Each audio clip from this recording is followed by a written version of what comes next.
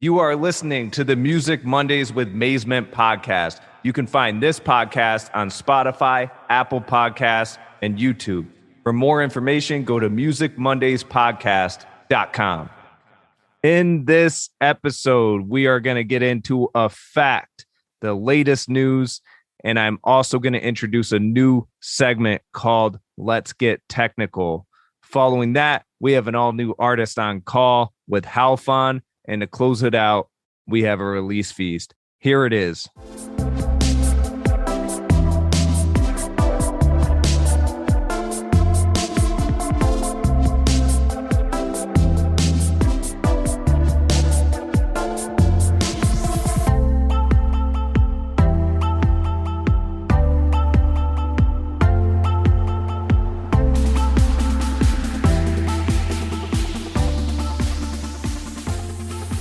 What's up, music heads? This is another episode of the Music Mondays with Mazement podcast. I am your host, Mazement. Let's get right into it. Here's a fact. Music Mondays, music facts. Rapper Mac Miller's real name was Malcolm James McCormick, and he was from Pittsburgh, Pennsylvania. Music Mondays, music facts. Now, I know that was kind of like a double fact, like it was two facts in one, but like I felt like it was a sweetener just to add where he was from as well. Hip hop fans, I'm sure you heard about the Drake and Kanye beef that's going on right now, or maybe it's died down a little bit. I haven't paid any attention to it because obviously all it is just a publicity stunt to sell records. I mean, it's something I've repeated on this podcast in the past. I mean, I'm kind of done even thinking about Donda, the album. It's been released everywhere. It was delayed and all that. I don't really have to talk about it. If you're a hip hop fan, you've heard about it. You've heard about the events that went on for it. It is what it is. In other news, the baby that was on the album cover of Nevermind by Nirvana is now suing the band. I think it's like 15 people total for child pornography. Spencer Eldon was the baby. He's now 30. He claims that he's been through the ringer with his emotions throughout the years. I don't know. I mean, word for word, I forget exactly what it said, but basically he's now suing. I think it's $150,000 each person out of 15 people he's suing. It's kind of a delicate subject, so I don't want to comment on it too much, but I felt like I wanted to let you know about it because I thought it was interesting. EDM producer Grizz started his own cannabis line. I'm not surprised with how legal it's becoming around the United States that more and more, big music heads and stuff like that are going to get involved. I mean, some have already come out publicly and supported everything. It's pretty cool to see this transition. I'm not against it, but for more info, look up Astro, Hippie, and Telescope or Grizz, G-R-I-Z.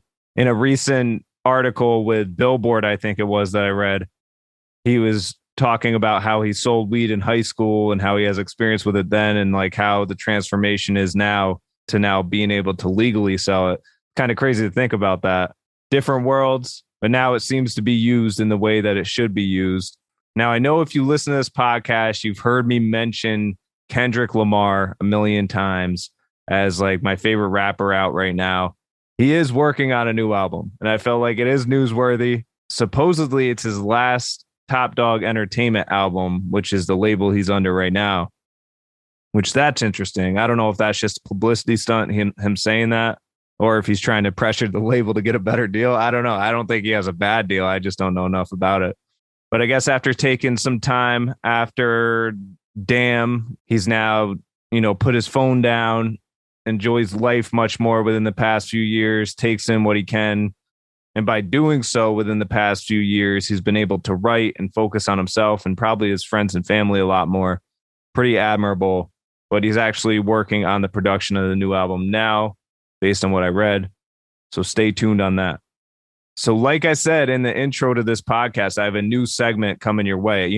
I often have engineers or, music heads on here, artists that have worked in the studio and know what certain equipment is and all that. And I mean, that's what I do, so I was like, why don't I incorporate some sort of gear element, or a software element where we talk about the latest. When I talk about latest music news, I'm mainly doing that in the mainstream media, but just different stories that stuck out to me.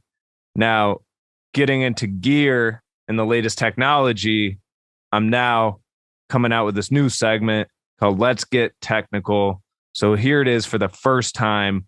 What it will consist of is one piece of gear or one piece of news regarding gear or music technology that I want to include on an episode or I want to share with you that I thought was really cool or that I support. It's totally unbiased. I'm not sponsored by any of these products. But in this one today, I'm probably going to give you a little bonus as well. It's usually going to be one, but there was a few that stuck out to me. So I might mention those, let you know about them. But here it is. Let's get technical.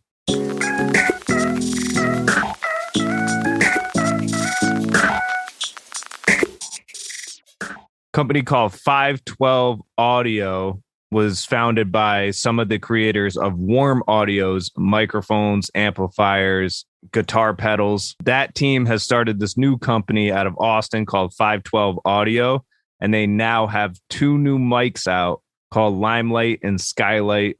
I checked them out. They look sick. If you're looking for a new mic, it's an XLR. I believe they're both XLR mics. Go check them out. And just because this is the first Let's Get Technical segment, I do want to mention 2 others before they get to be old news next month. But Oskitone, it's Oskitone, released a synthesizer that's customizable called Scout. And you actually put it together. You create the sounds that you want it to play. You put it together and then play it. I thought that was dope. I think it's $200 or something. I don't remember the exact price, but it's not that bad for what it is. And the last piece that stuck out to me was Audio Technica's usual M50s. These headphones, you see them in most studios nowadays. Their new Bluetooth ones, the M50X BT2, offer EQ capabilities through an app. And it also has built-in Alexa. I would never imagine being in a freaking vocal booth and being like, hey, Alexa, like this or whatever. I've never used Audio Technicas for anything other than studio monitoring, but I thought that was awesome. I'm going to check them out. I recommend the same, but I think they're $350. So yeah, that's pretty much the new segment. Like I said, it's usually only going to consist of one item each month. But if you heard me recently on the Chill Cactus podcast, you would have heard me announce the debut release of my new duo, Real East Duo's single called Something New, coming on September 28th. It'll be released digitally to all major streaming platforms. So check it out on September 28th. You can pre-save it on Spotify on September 14th. So closer to that time, look on my socials. I'll post a link there so you could check it out. But in that episode, I also shared that we're going to release a live set soon. So we did a remix a few years ago it was for the Muramasa's song called Lovesick featuring A$AP Rocky. We remixed it and we are releasing the remix this Friday, September 3rd. I think I'm just going to throw it on SoundCloud for now, but there is a live set video as well that will be available on our YouTube channel. I'll share that on my socials as well. Follow us at Real East Duo. You'll be able to check it out as well. But yeah, I'm pumped for you to hear the single on September 28th as well, produced by Daniel Cruz. And I plan on throwing in a little bonus episode in the month of September for that as well. Now, we're going to get into an artist on call, and then we're going to close it out with a release feast after the artist on call. This artist on call today is Haelphon. He's an artist originally from Boston, is now in New York. Super talented singer-songwriter, can play guitar, can play piano. I was blown away because when I first checked out his music to bring him on this podcast, I was listening to some old releases that he did, and that sold me, just there. And now he has released his new EP, which we're going to talk about, but that is night and day difference between his old stuff and new stuff. It's 100 times better in my opinion. I thought it was amazing, but he seems to be on his way to doing some big things. So I can't wait to hear his story. That being said, here it is, an all new artist on call. Artist on call. Artist on call. What's going on, man? How are you doing? I'm great, man. So what drew you out of Boston to New York? I think it was a combination of a lot of things. We had touched on this a little bit, but I went to college for business. Um, but I've been making music since I was probably about 12. So for me, I had never really taken it seriously until I got to a certain point in college. And I feel like a lot of musicians hit just this point in time where your sound just kind of develops. And for me, I started picking up a little bit of traction, started doing a little bit of licensing, producing for, a couple shows, stuff like that, some like fun little extra side things.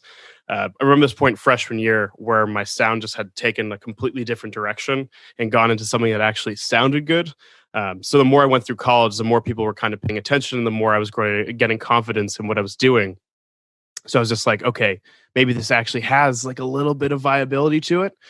So as I was finishing out college, I was also starting to put a little bit more emphasis into what I was doing musically. And I was like, all right, cool. I got my degree. I didn't do too badly. Good fallback. But I basically didn't want to get to the point where I was 30 and doing something like consulting. So I was like, you know what? Let's just go all in and see what happens. So after I graduated, I think my plan was originally go to Los Angeles where my brother is. But for some reason, I was just a little bit more drawn to New York. I think it's just a proximity of everything. And eventually, after I saved up some money, pandemic hit, but we signed our lease. And I think for me, New York is just a lot more of just my vibe and aesthetic. And in general, seemed a little bit more feasible for doing like the type of music I'm doing, trying to be an artist. I think I connected with it better sort of from an artistic standpoint of like, hey, you know what? At this point, I was probably 22.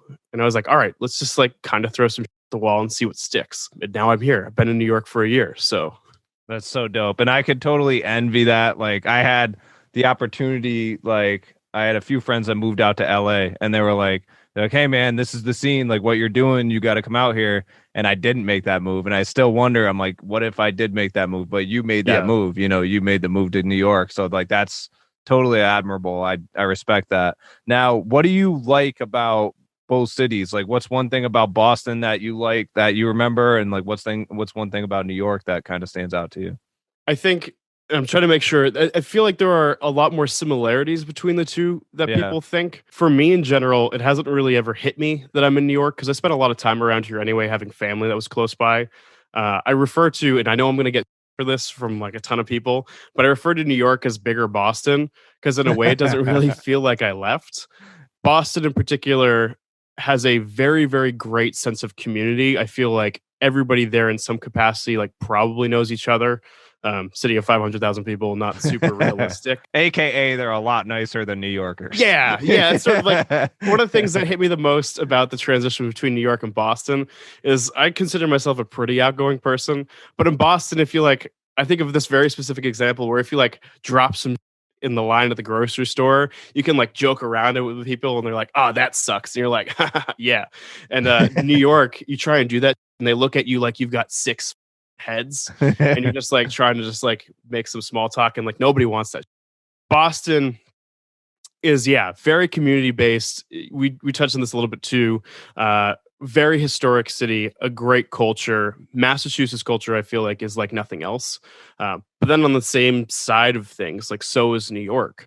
So New York I think feels a lot more open and a little bit less limiting. I think Boston's a great city to grow in, but after a certain point, I know myself and a lot of other people have felt like, going to the New Yorks, the LAs, there are only two, going to New York or LA, right, is sort of like the next step. So when you want to take things further, these are sort of like the places you go in. So New York is a little bit of a harder town, but in general, I think the ambiance is right and it gives you enough to sort of drive just what you want to do, if that makes sense. No, absolutely. And I mean, obviously Boston has the music scene it has as well, but I feel like, no offense to Boston, but like New York's is more competitive, and that's kind of a known thing, it's more, cutthroat, but that makes it all the more better when you do well in New York. It's like, okay, then you could pretty much perform anywhere.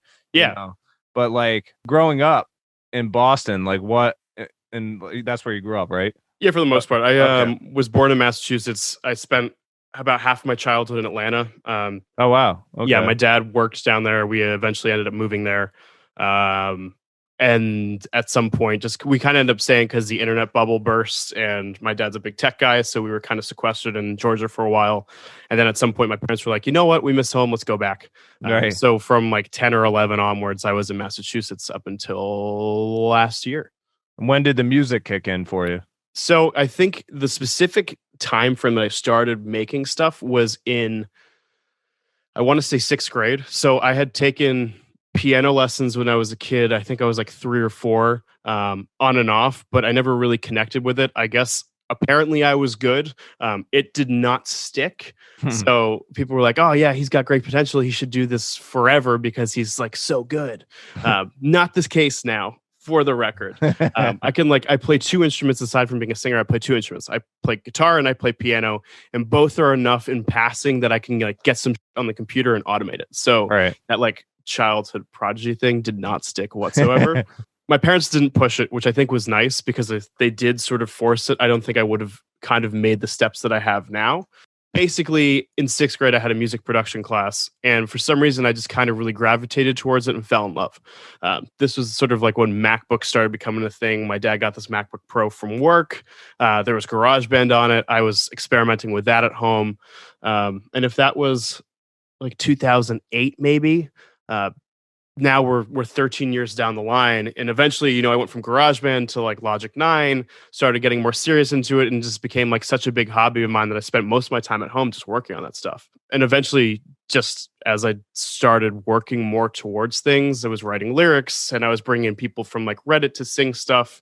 People didn't really sing things the way I wanted to, like the right emotion. I've worked with a lot of great singers for the record, and those releases that are like on Spotify, those are like the best of the best. Eventually, at some point, I just kind of wanted to start doing it myself. That's what brought me into being just like a fully fledged like producer, songwriter, singer. I mean, similar story to mine. I started out with production, and well, more DJing, but same type of thing on that side of it, and then lyrics came. That's impressive. How did you come up with the name Haelphon? I always love the origin story of this because I always try and skirt around it. But the very like straightforward answer was it was sort of like a gamer tag that I had developed, and just this like, I was playing a lot of RPG, Skyrim type, whatever role-playing game things as a kid because I was also super into a lot of that stuff. And I was trying to combine sort of like fantasy words and like elemental whatever. So I took the word Maelstrom and Hailstorm and somehow blended it into what it is. And that's like the straight up answer as to how it existed. I just sort of smashed it together. And that's how people came to know me online. So people that I was friends with, I used to game with and share my music with, all that stuff like that. That's how they knew me. And when we still talk to each other, we still refer to each other. Like we know each other's like real life names, but we all call each other what our gamer tag names were. So it was just something unique to me. It kind of worked. And at this point it's just like too far along the lines to change anything anyway. So we just have it trademarked doing its thing. And it's become sort of like my personal brand.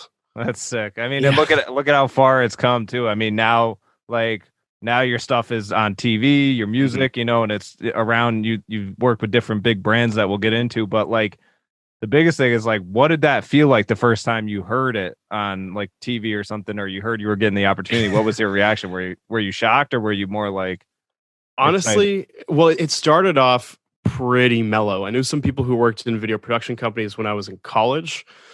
So they had licensed my stuff out, made a couple $100 easy. They're just like, "Hey, we want to use your song. This is what they usually pay." I was like 6. I was like sick. Was not 6. That would be back to the childhood prodigy thing, man. It's just always been there. I was just like, okay, this is cool. Sure, use it. And then like, I'll just take that cash because I just like waited tables and I was like, this is a cool little chunk of change. I became more familiar with sync licensing and worked with some really cool agencies, which just kind of started pushing stuff. Pretty standard sync things, just like random brands. For me, it didn't really hit until I had reached a point when I was probably like a sophomore in college. I think I had this idea in mind of just becoming my own licensing company because I had built up this library of several hundred tracks. And I was like, you know what? I'll just do this myself. Like whatever, take the 100%. It did not work. I don't have the drive to do that. It like burned me out to the point where I think I was about to go into junior year of college. And I remember having like gone over in this just in my head a ton of times. And I was like, okay, I don't think I want to do this anymore. Not even just like licensing, just like music in general. I was like, I think I'm going to quit. Fully was almost done with it. Was ready to wash my hands of it. And I went to talk to my mom about like, hey, I think I just want to put this to the side. I don't think it's going anywhere. And literally during that conversation, I got an email from one of my agents, and they had placed my song "The People I Love" in my first feature film. Oh wow! And I was like, I'm getting the chills right now because I remember that. Yeah. I was like, holy, I'm not a super religious person, but I believe that there's a way to the universe. And I took that very much as a sign that was like everything happens for a reason. Everything happens for a reason. So that film was called Gringo. It was premiering in Los Angeles in March of, I think, 2018. Keep in mind, I was going to go out to LA anyway, but my brother lives out there. I went out to see him, and we went to go see the movie, not to the premiere, but we went to go see the movie premiere. And the craziest thing is being in this packed theater. It's like 2/3 of the way through the movie. Obviously, like he and I know why we're there. But I hear the song that I had written in a movie theater with like a couple hundred people. That's my song. I'm like, hey, I just want to like stop everybody for a second. You're like mentioning, like waving to the guy with the camera and just like, hold up. This is me. Hit pause. Everybody just take out your phones real fast. Craziest thing is nobody knows that you're in it. Right. Everybody's just listening to this scene, the dialogue, whatever. And I'm just hearing the song that was my first like true single just playing in the movie theater. And I was like, this is crazy. Did you at least like try to sign some autographs on the way out? Like... I got like 1 or 2. I tried to, my goal was 5, but I came up a little bit short. Yeah, it was like 2.5. I mean, yeah. I got halfway there, and then my brother just grabs me by the arm. He's like, I'm not staying around for this, man. That's amazing though. Like I couldn't imagine being in a theater and like hearing that. That's insane. Especially like you said, around a time where you're thinking about quitting, and then that ends up being the song to pull you right back in it, and you're watching the movie. Like that's nuts. Yeah, and it's always weird how that happens too. And now I've been doing this. It's kind of I don't know. I don't know if you get like this too, because you've been DJing for what, like 20 years. You've been producing music for probably, I'd imagine, like a similar amount of time. About do you ever reach the point where you feel like you're just like not fazed by your achievements? You're like, oh, I hate everything I do. Exactly. Like I'm not like, I'll never say, like I'll say the people I met, like only because I'm proud to have met them and stuff like that. Like I'll talk about that, but like anything I've done, or if I got an award, like forget it. Like if it's more like the other people that helped me get that, that's what that's what I'm trying to talk about. Like there's no, like I always say it on this podcast, I hate everything I've released so far. It's the stuff I'm working on now that I'm like, no, you got to hear this. Like this is the, and then a week later you're like, that we're done with that.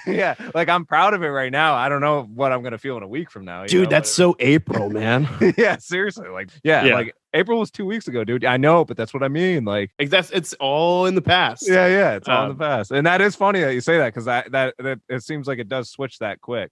It does. Totally. And like down the line, I ended up it got to the point where I was doing stuff on TV. And for me, I know it probably sounds to other people, they're always like, oh, that's cool. To me, it doesn't faze me. And I don't mean to say that I'm not grateful for it either, but I would have stuff. I did a bunch of like primetime stuff on ABC, produced a lot of music for Bravo's Below Deck. It's like the reality TV show with some like chartered yachts. Very interesting. I didn't even like watching reality TV, but it's just like such a kick to see that stuff. Especially with your music behind it. Yeah, it's really weird. So I still see that, and I'm like, okay, cool.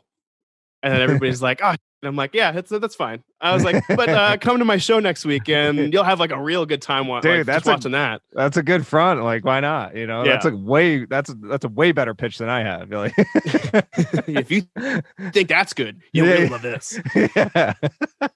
That's so dope. Well, how did the whole pandemic affect you? Like, obviously you're pretty successful with the licensing thing. Did the pandemic affect you at all outside of like performances? Yeah, the pandemic basically slowed everything. Right.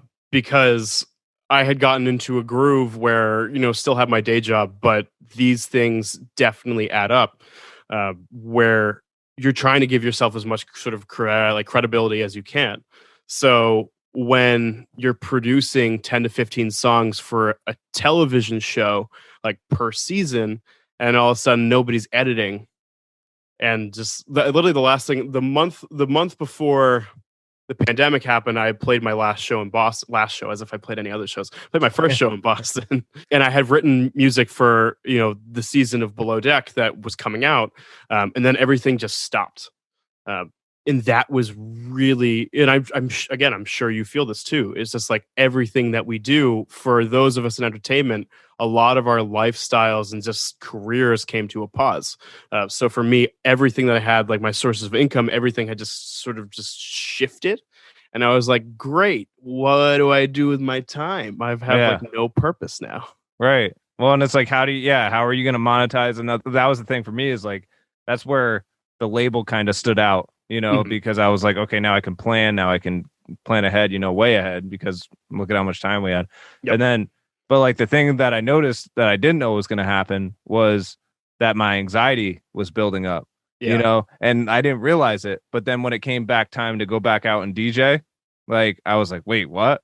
Like, I have to do this. Yeah. I was like, I got to deal with that pressure. Like, and that's like hitting, like, that's where I'm at now. I'm like, wow, like, that's kind of a crazy concept that I never really thought I'd encounter, or crazy, obstacle, I guess you could say, but like, it is kind of cool though, in a way that for a lot of musicians, I'm hearing it was productive in a way, because they got to write, they got to work on their craft without even intending to, because you didn't really know how long it was going to go on for, you just kept writing, 100%. And for me, the one saving grace of the pandemic, I think a lot of people had the really things happen to them, just in general, whether people who had lost loved ones, stuff like that.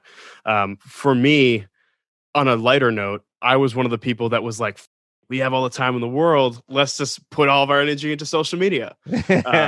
And through that, when we were all super gung-ho and trying to get followers and and proving that our lives are interesting, even when we're stuck in the same house for 4 months, I ended up connecting with some really great people, one of which is a wonderful gentleman named AJ Paulette, who's actually now my vocal producer, co-producer, and engineer here in New York. Wow. And that was like the saving grace of the pandemic. Is he and I were literally in the studio yesterday, and everything that I've released this year, including what we're working on, EP coming out, album, all of these I've worked on with AJ. Which is like the next kick that brought what I was doing into like a whole new light. So I had written some stuff, only one track from the pandemic, or at least the lockdown, made its way into the project coming up. And that's the song Stranded, which is already out. But that's the first thing that he and I had connected over, because he was like, oh, I really like this. Do you want to work on it together? And I was like, yeah. Right. What do I have to lose? Yeah. And now I did notice like a big grow, like, not, don't take this the wrong way either. I promise you I won't. Yeah. If you say, you sound shittier than you did before, and be like, oh, everything I'm doing is just, it's all been a lie. There was this, I listened to a lot of your old stuff prior to this episode, and I was listening to it, and then I compared it to the new EP that just came out, In Transit. And I was like, wow, there was like a lot of growth in between there, like, thanks, man. And like what it was like, what I mean by that is like, I liked a lot of the songs. I'm trying to think of specifically, as I'm saying that, I'm trying to think of the songs I listened to, but I liked them a lot. There was one thing or a few things about each song I liked individually. And then like when I listened to In Transit, I was like, whoa, I was like, is this the same artist? I was like, it's totally like, it was like totally like evolved, and you could say like growth is the best word. Like, yes. What do you think it was in between, your first recording and this one? I think one of the big factors in this was 100% working with AJ, because seriously, I'm just like so eternally grateful to just have him give me his time. We spent a lot of time working on everything. One of the things that I had mentioned too was just that point freshman year of college where my sound kind of took a turn for the better, and then 4 years down the line, going in from like senior year into like that, it's not actually a gap year, but the gap between my graduation and moving to New York, and which is basically just like post grad, like first half of the pandemic together, my sound had hit another point where I was just really leaning into the experimental thing and just really trusting my ear. I think a lot of times I'd use references and being like, oh, I'm going to like produce like this or produce like that. I just sort of trusted the techniques that I had learned over time and just kind of let run haywire. So it was basically like coming through to New York and actually being able to work in a proper studio really helped me focus. I'm trying to think. I don't want to say focus my power because that sounds weird. It's a superhero. I know, seriously, right? Focus your strength. Actually, focus my strength specifically into just like applying A, formulas, B, just fucking around with it, and C, just giving myself more confidence to just trust myself and work with it. I don't even know if that alphabetical list makes sense. It's basically just like sort of like a prism. I think of, oh my God, I don't even want to say the wrong. I feel like I'm going to get destroyed for this. Is it AC/DC? No. There's an album cover, super famous album cover. I look like such a fake right now, but it's the glass prism with the rainbow coming out of it. Oh, Pink Floyd. It's Pink Floyd. I knew it was Pink Floyd. In my head, I'm like, is it Pink Floyd? Nobody kill me, please. I'm just getting into classic rock now. It's sort of like that. So it's taking all those inputs and then turning it into that fucking rainbow, which is where working with AJ and being in the studio has focused sort of everything. So it's like, okay, cool. We know this works. We have these references. These are the artists that we like. This is all the that I'm doing that has just like become the way that I sing stuff, the way that I layer stuff, like stylistically.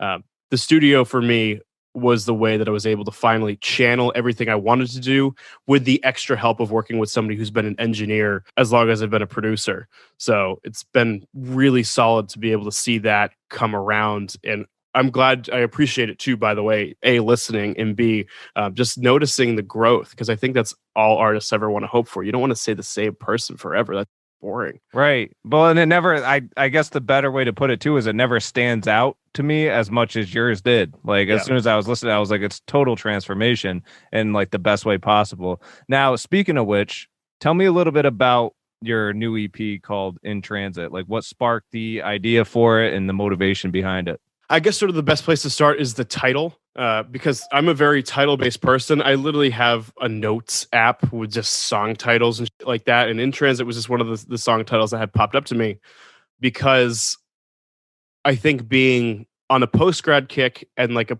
hey, I'm in New York, whatever, or hey, I'm not doing this. This isn't like what sustains me yet. I think In Transit itself is a title talking about just where I'm at, being like, I know I'm onto something, but I'm not quite there yet. There are 4 songs on the EP, 3 of which have already come out. We're just sort of doing the bundling thing, which is pretty industry standard, but each of the songs is pretty solidly special. Stranded, since we've already talked about Stranded, I feel like Stranded is worth mentioning. That's just that was the pandemic song that was sort of like, we're all in this together. Things suck, but like we got a light at the end of the tunnel situation.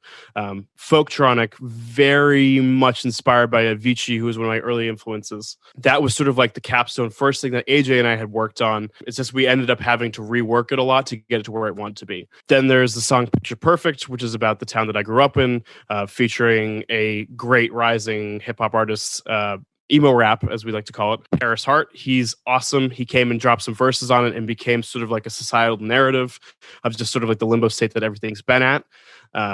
There's Cold Carolina, which was the first single that AJ and I had released together, very much inspired by artists like Chelsea Cutler, so a little bit more of like the electropop dance pop vibe, acoustic influence, throwing in a bunch of and like a big, really emotional track about a breakup.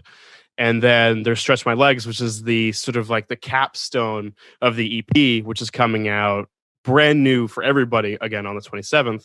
And that's with my friend Annie Moffat, who I grew up with in town, but we had become really close friends in New York because we both lived here. So that particular song is just about a day, us being, 2 artists just like on the hunt, trying to make it happen. A lot of times you can feel burned out. So there was one point where we're like, fuck it, like, let's not try writing today. Let's just go out and just do some. So we ended up just going to get ramen, walked over the Williamsburg Bridge, spent some time in Brooklyn, and we basically went back, wrote Stretch My Legs like a couple weeks later off of an instrumental that I had like half baked. And super untraditional song. The structure isn't even really a structure. It's like 2 halves. And that's just our narrative about being artists in New York, finally feeling optimistic about some stuff. So there's no central theme, but it's just sort of like, hey, this is where I started, this is where I'm going, this is the middle ground of what's what right now. But even in the recording, like listening to, I'm just guessing the way it was recorded based on my experience, but like you could hear the chemistry you two had on that song. Yeah. Like the fact that you were recording on point with each other. It didn't even sound like vocal line or anything was input. It just sounded like you guys were on point just together on that. And it was so impressive. Like that was debatable for me to play that one on this episode because like I had to pick a song. Like if you guys go right now and check out on any digital streaming platform, you can find In Transit by Haelphon. That's Haelphon. You can listen to this whole EP. It's only 4 songs, so you're not going to be, sitting it's like there 10 minutes. Yeah, exactly. You could take the time, and you're not going to regret it because I listened to it, and it was hard for me to decide which songs I wanted to play. Which it's usually like, oh, okay, that one or that one. Maybe I have it down to 2. Like this one, like I was all 4. I was like, which one do I play?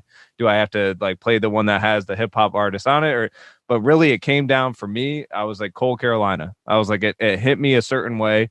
I was like, that's the one I'm gonna play. So. Right now, I'm going to show you guys Cold Carolina off of In Transit by Haelphon. Check it out on every major digital streaming platform. In Transit, Cold Carolina. Here it is, and then we're going to get right back into it with Haelphon.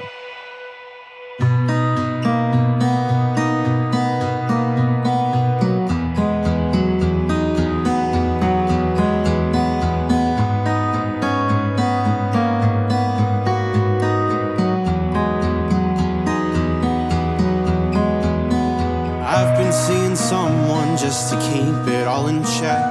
It's hard to get to moving on with all the things we said when we were something.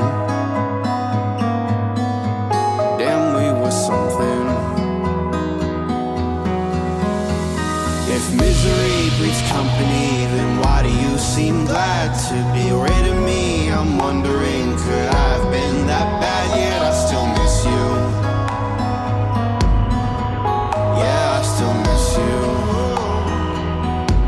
I'm coming apart. I split at the seams. A waste of a month, lost in the dream. Those southern moves, Cold Carolina, bring me back to life. Just wait a flag so I can find you when the time is right. I'll come back running. I'd stop at nothing. Those summer noons, us waking up, those days we felt alive. Get take away while making out. Said we should close the blinds. Yeah, that was something. Guess now it's nothing.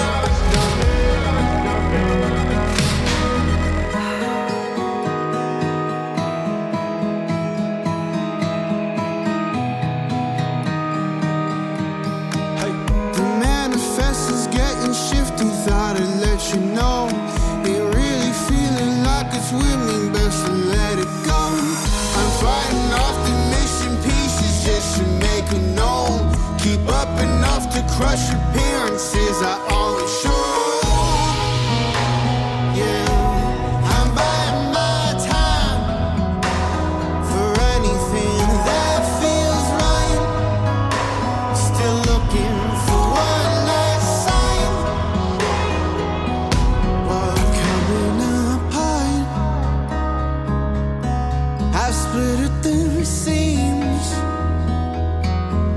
A waste of a month,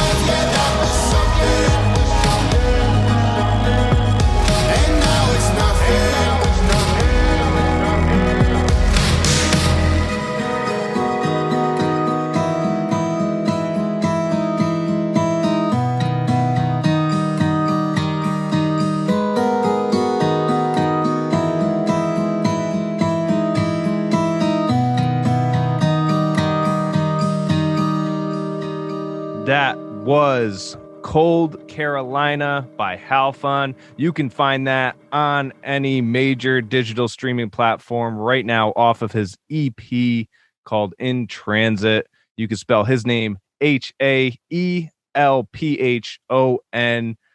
Crazy, dude. That song is so dope. Thank you so much. I appreciate it. You know, like I have to, when it comes down to these songs, I always try to come up with comps and like who does it sound like? Who's it sound like? When I was listening to that, there were so many, but like they go away quickly. But the last three that I held on to were like Mumford and Sons mixed with like Hozier, mixed with like Need to Breathe almost. It's like those three are like the last three I thought of. I was like, damn, it's like it's such a blend and they're all freaking like huge favorites, you know, like that's awesome. Like totally stuck out to me. Congrats on that EP, dude. The whole thing sounds dope. Thank you so much. And that's also it's a solid trifecta. So, I mean, even Hozier alone, oh my God, what a voice. Like I literally use songs like Take Me to Church, stuff like that to train with. So I appreciate that. Ironic. Yeah. Yeah. No, dude, it stuck out to me. And like, how'd you come up with the cover art? Did you draw that or did somebody you know do that? So I geek out over the cover art thing. I've done this a couple times now. This is twice. This has been twice. I released a song called The Author back, I want to say in May of the pandemic. And at that point, there was just no way to shoot content. And I was like, you know what? I've had people do for me before. Let me get somebody to just sort of, a friend of mine, actually, Brenna Lopes, did that on commission for The Author. And I decided I kind of wanted to make that a theme for at least like the important releases, but not like the title. The albums and stuff like that already have covers shot. But I was like, who do I know? And I was like, you know what? My friend Claire Schneider, she's wicked good. And we had talked about doing a cover for a while. And I decided at this point in particular, I was like, I don't feel like shooting the content anyway. I was like, you know what? Let me just commission her out to do this because we had talked about it. And we had the album sort of concept. We had decided to work on something previously, a song that's now not going to get released on the album. But we had a lot of mood boards on Pinterest, actually. That's kind of how we get there. So we had a bunch of references that we already liked. And we had talked about the subway thing for some reason, because it's like so New York, man. But basically I was like, hey, I was thinking of this. Like I want some rendition of me on it. Kind of take it where you want. She comes back with this idea, was awesome. It was basically the version of it that now exists as a cover, and then we just sort of changed the colors a little bit, so like there's warmer light around me and then cooler light around me, kind of just being it's sort of metaphoric to the fact that, you know, I'm in New York doing my thing. Nobody really knows me as a musician yet, so I'm just like kind of there in my bubble, just on public transit doing my thing. And she absolutely crushed it. So I'm super excited for people to see the artwork coming out, because I just get pride in working with other artists, even if they're not musicians. Right.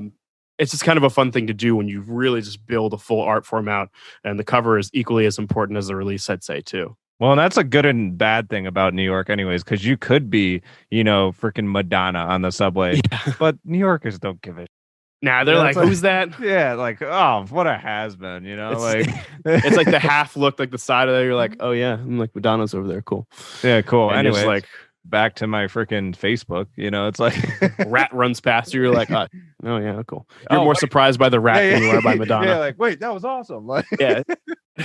No, that's amazing. And I feel like what better time to come out with an EP titled In Transit, like right now, you know, it's like perfect, especially for New York, you know. Yeah, like New York right now is kind of in shambles in a way, you know. Like I've heard some stories that like the old neighborhoods I used to hang out in and stuff that are like, don't go there anymore. And I'm like, what? Like I was walking down the street at midnight, you know, they're like 3 a.m. Like it's crazy how it's turned out to be the way it is now. Have you experienced anything like that? I think for me, it's kind of, I spent a lot of time around New York City growing up, especially as I was more in college, because again, I have family here. So I'd spend like Black Fridays in New York City, and we just come down during the summer. The tune is a little bit different. I think that New York very much has its life left in it. It's been through a lot of stuff between the pandemic, 9/11, just like all sorts of economic crises. It gets hit hard. And I think every time, God, this sounds so cheesy, but I think it bounces back stronger every time. It is sad to see a lot of local businesses, restaurants, stuff like that, just gone. Honestly, one of my side hustles is doing social media for a business that was built out of. It's a mozzarella stick company called Big Stick Willie's. Oh wow! one of my side gigs is doing that. Their social media, and what the founder Will Reynolds did. He lived in the East Village, and he saw all the restaurants around him just closed down. So he started hiring people from New York that were laid off during the pandemic. So I think one of the things about the situations is, especially regarding arts and just like small business and stuff like that, when a lot of old stuff clears out, it's pretty tragic, but there's always room for an influx of new things. Right. It's like a reset button. And I think what we're going to see too is just like a major arts boom in New York once we're finally out of the. I think it's going to be Roaring 20s 2.0. Well, because you're going to see a whole new sense of appreciation, you know, for the things that you didn't really appreciate before, most likely. Exactly. Because it's like you take it for granted, you know, the Metropolitan and all that stuff. It's like everything's there that, I mean, I've walked past it a million times. Have I gone on it? Probably not in years. You know, it's like, but it makes you wonder, you know, you're probably onto something there. Now, prior to this project, did you pretty much produce everything yourself? I mean, obviously you worked on the production on this one, I'm sure, but like everything was solely your production before this one, right? Yeah. So before the 4 songs on In Transit, it was me just solo. So producing all the instrumentals, writing everything, recording everything legit on the microphone that we're talking with. Wow. I know, right? It's like right here. This is the star, is this road. And if you're watching this on YouTube, you get to experience a milestone here. YouTube people, you see the mic. This is the mic. This is now the demo mic. Oh, that's sick. It's good too for the artists that are listening, that if you're looking to get into stuff, Rode NT1A, man, it's the. And this is totally unbiased, unsponsored. He's recommending. Unsponsored. I swear to God, I got it for like half off, and the best investment I ever made. Yeah, I did pretty much everything myself at that point. Looping in AJ, I do a lot of the production. I basically build the tracks. The way I like to describe it is I build the tracks, I write and then whenever I get stuck, he and I sit down in a room, we start working on the lyrics again. That's what we did yesterday. We were in the studio. Not every day is sunshine and rainbows. You know this too, being a musician. Right. It's just like you're not always going to be on it. No. I wasn't really getting a lot of done vocally, and he and I sat down and wrote this killer verse that wouldn't have flowed the way it did if I didn't have him with me. So the best sort of relationship. He's my co-producer. He's my vocal engineer. He takes everything that I give him. He makes it sound good. That's how I like to describe it. Well, and you're lucky that you were able to adapt that quickly, or you know, bounce back that quickly. Because like for me, I remember so many nights I'd be in the studio with other artists or even myself and whatever project, and they'd be like, writer's block or a cold nasally nose, something like that, and we'd be like, we have to figure something out, we have to do that, like, and then run across the street to a bodega, get a tea or honey tea, you know, something like that. And then I specifically remember one session that I was actually deaf in my right ear because I was so congested, and I had to get this verse done that night. It was a while back, couldn't even tell you the song. And actually, I don't even think that song released now that I think about it. But so it wasn't even worth it, man. Yeah, no, seriously, it wasn't. But this is how like we were like freaking. This was probably 3 a.m, and it was the best take of that verse I ever did. And I was so congested in one ear, but you would never know. But it's like that type of stuff. We were just battling all night. And then if all else fails, we would just head to the club or something and go out. But it's just like, but it's different. Like I guess that kind of shows, you know, like a positive remark on like your chemistry with AJ, you know, the fact that you guys were able to just snap back and get right into it without having to go get some, you know, tea or, you know, cookies or something, you know, like I'm not going to lie to you. We did take a Cheez-It break. We went he went to the bodega while I'm sitting there scratching my head about writing this. Yeah. Went down to the bodega. He was like, you want anything? And I was like, yeah, man, I just want Cheez-Its. So he comes back with these 2 mini bags. He's like, you know what? I haven't had Cheez-Its in years. He comes back with 2 of those and then this bag of macadamia nut cookies, which I'm allergic to. So like whatever. He housed that. I had my Cheez-Its, and then, you know, we wrote a killer second verse. So if you want to write an EP like In Transit, the best recommendation is Cheez-Its. Yes, 100% Cheez-Its. No, this is not sponsored either. I feel like Rode and Cheez-Its are going to be like, hey, if they want to come to my door and give me free mics and free snacks, like, I'm here for it. That's such an odd combo. It's almost like I should name the episode Cheez-Its and Rode. Cheez-Its and mics. That's all you need to survive as a musician, is just cheesy snack foods and good quality microphones. Who were some of your earlier on inspirations, you know, getting into music?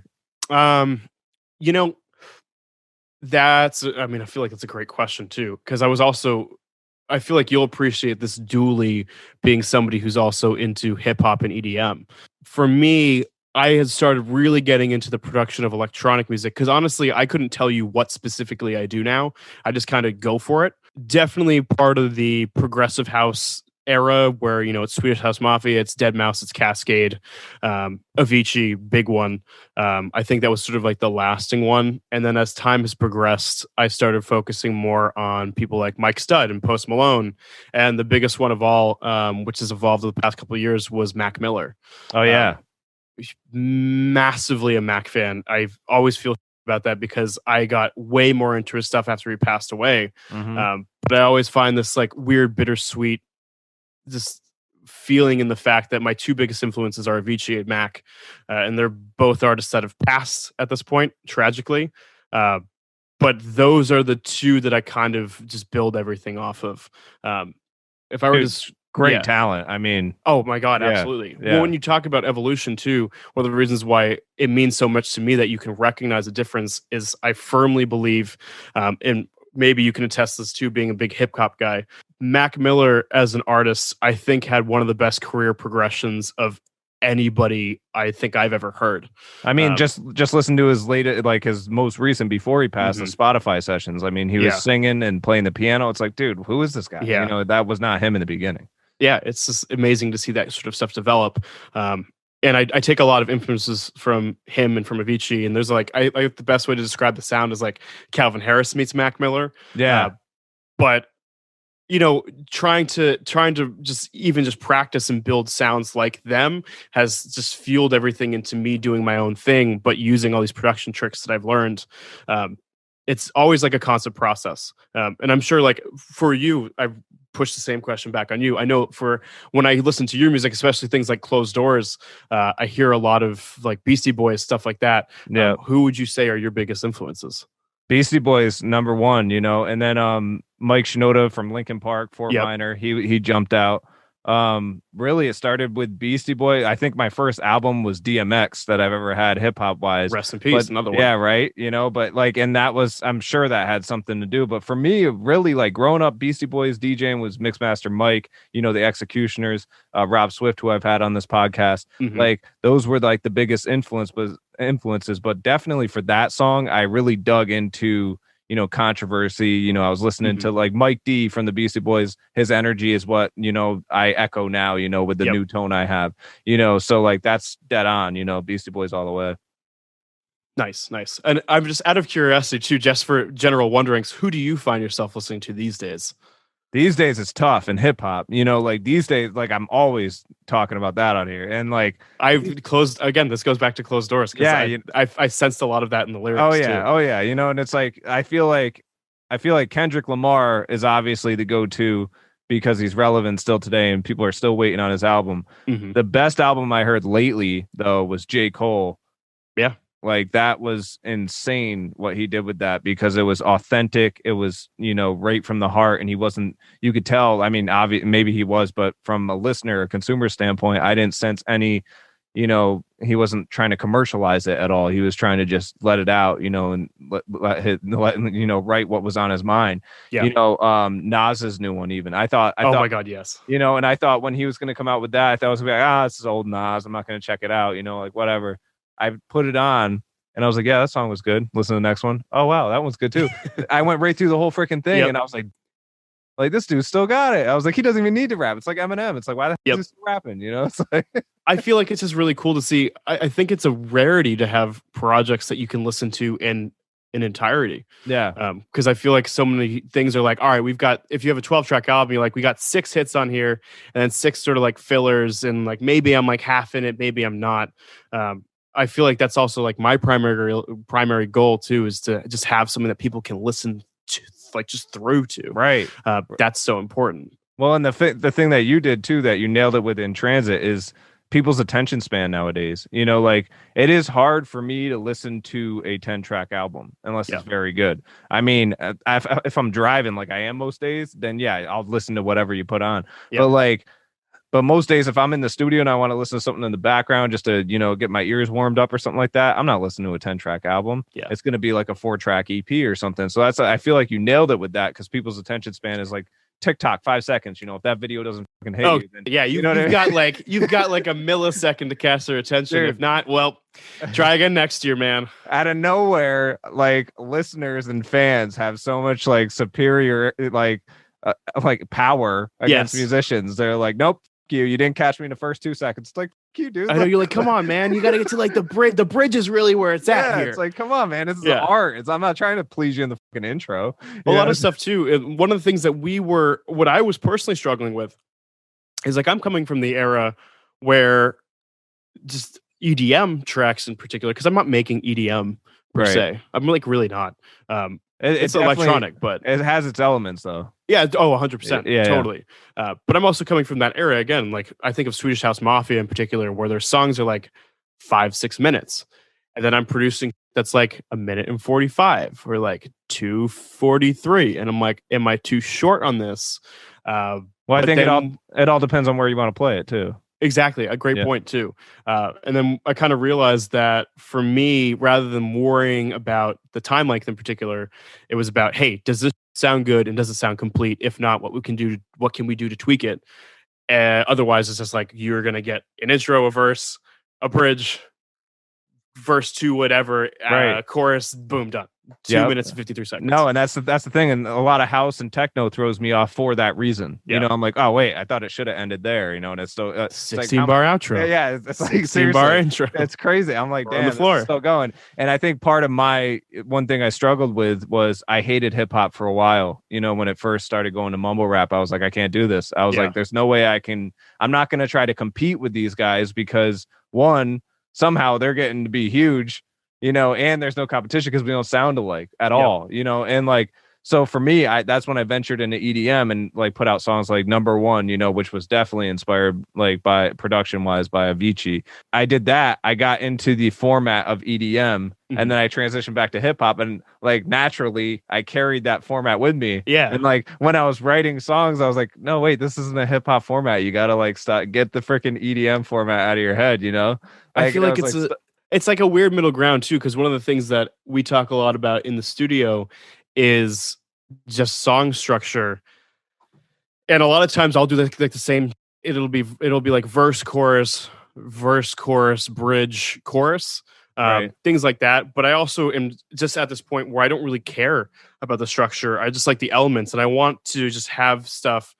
Somebody that I used to work with described this as a great thing, which I found a lot of sort of solace in, is making your tracks kind of like a roller coaster, which is unexpected, even if it's just like how it sounds, whatever. But what you're doing too is just like bridging these gaps between genres, and I know that you take a lot of pride in doing that, particularly as do I, is being able to just fuse all this together to have whatever the hell it is some pretty unique stuff, because everybody's going to do it differently. At the end of the day, it sounds fresh and it sounds great.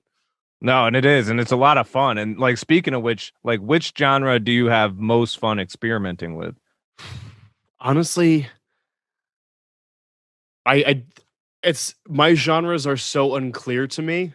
Well, there's so many subgenres now anyway. I know. It's like I can't tell you what the difference is between dance pop and electropop. I don't even know what the hell either one is. Yeah, like I know that electropop is like described as Charlie XCX, which checks out. So I think I'm kind of in that realm a lot of the time. Yeah. For me, I'm so narrow-minded. I'm like, she's like EDM mixed with pop. Like, but electronic dance music. Yeah, I guess it works out. But when someone says like pop and dance, that's two different. When they say it's dance pop, I'm like, oh, I thought those were two different genres. Yeah. It's always the hyphens. The hyphens are just like the bridge between universes. I guess and I'm gonna say alt pop. Like, what is alt pop? Alternative pop. Right. Yeah. I feel like that's probably where I get the most sort of experimental with, and I think Cold Carolina is the best example of that. Again, an artist, Chelsea Cutler. I think she's great. She's also, I believe she's originally from Connecticut too, but she does a lot of stuff that like starts off with acoustic or uses like a lot of live instruments and then blends it into some more electronic elements. So I think Cold Carolina, things like Stranded that do that. are the sort of like the most where I'm like, okay, where can I kind of stretch this? The second verse of Cold Carolina gets into this sort of like pop rap part, and a lot of it is just like a lot of big vocal stuff, and I like to do both. I by no means call myself a rapper, because I'm not. I just do like a lot of like semi-toned, like fast-paced verses, and just a lot of like big singing chorus parts. Well, there's so many different forms of rap anyways, you Yeah. know, like a lot of people are rapping and they don't even realize they're rapping, you know. Yeah, I'm Like- not setting out to do it. Just like know that Yeah. this is where my voice sounds good, and this is how I get across what I'm trying to say. Right. Yeah, you definitely don't want to be categorized as that. That makes sense. Would you say you found yourself musically already, or do you feel like you're just kind of coasting and just putting it out and you're like, oh, this is great, whatever, on to the next thing? Or you feel like, no, this is me. This is what I'm doing.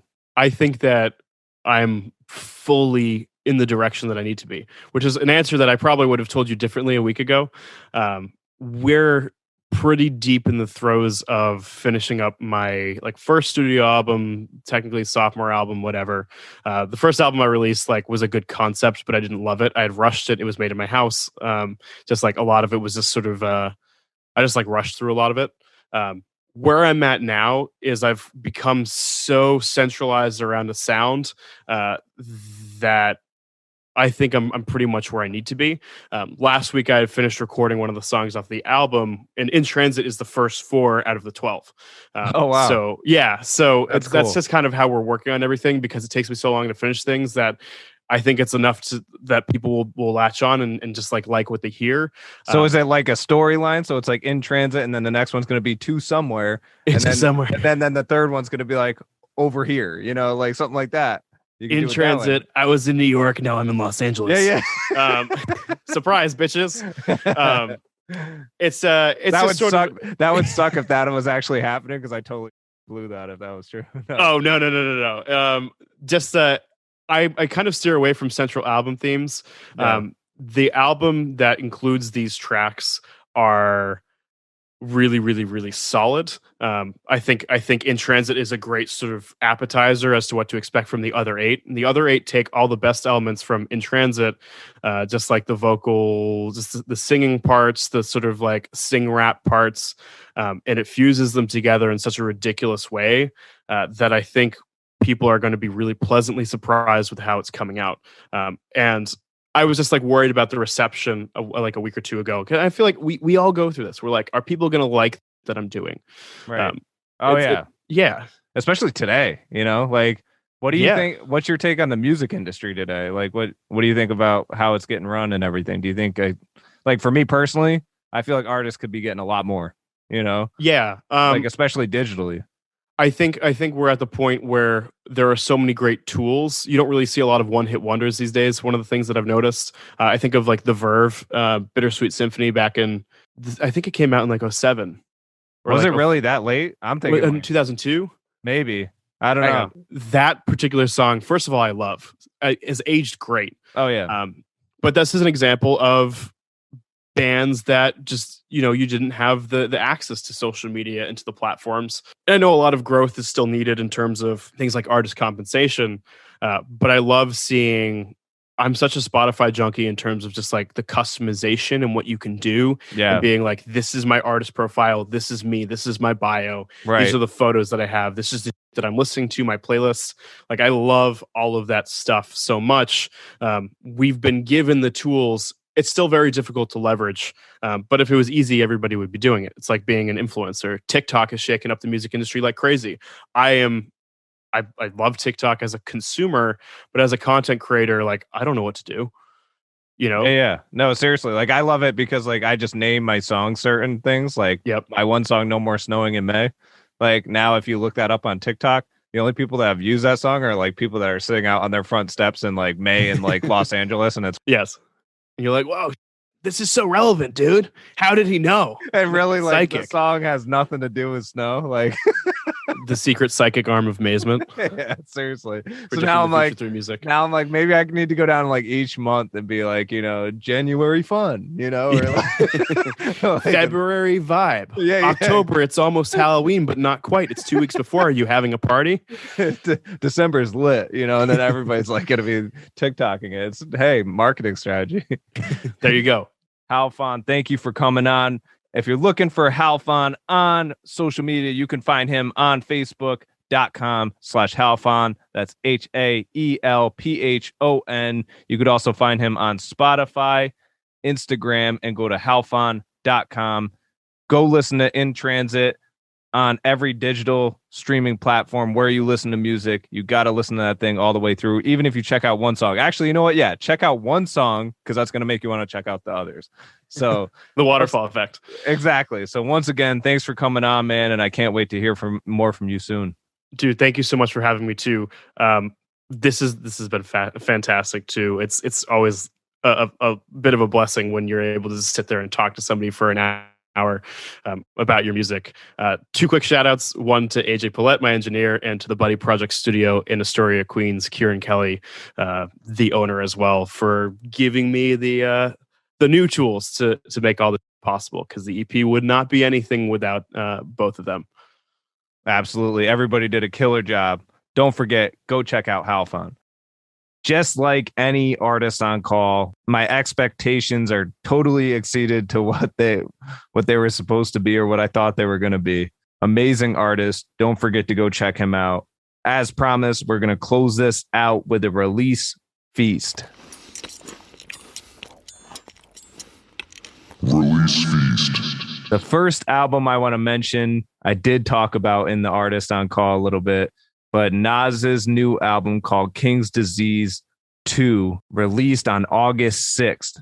It's his 13th studio album.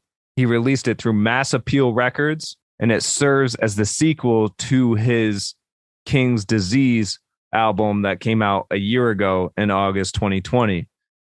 This album features artists like Lauryn Hill, Eminem, EPMD, Charlie Wilson, and a few more. Don't sleep on it, because I didn't expect it to sound as great as it did, but it's available everywhere, as you would expect. I've been trying to listen to as much music as I could throughout the past month, but I haven't, as much as I've wanted to.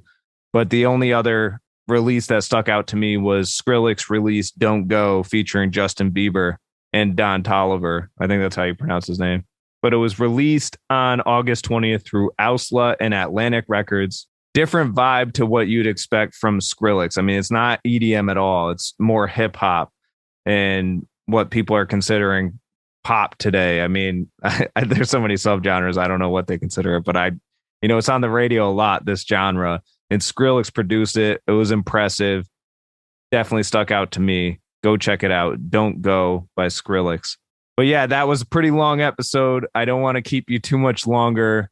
Thank you for tuning in. Don't forget to check out the Lovesick remix by my new group, Release Duo, coming out this Friday, September 3rd on SoundCloud. Find it on my socials. Find the video on YouTube. Don't forget to subscribe to this channel on YouTube as well, as there's clips and different things coming out weekly. You never know when I'm just going to throw something out there for free that you could have just by watching the video. And most importantly, stay tuned for our new single coming out called Something New, releasing everywhere on September 28th. Thank you for your support. And until next episode.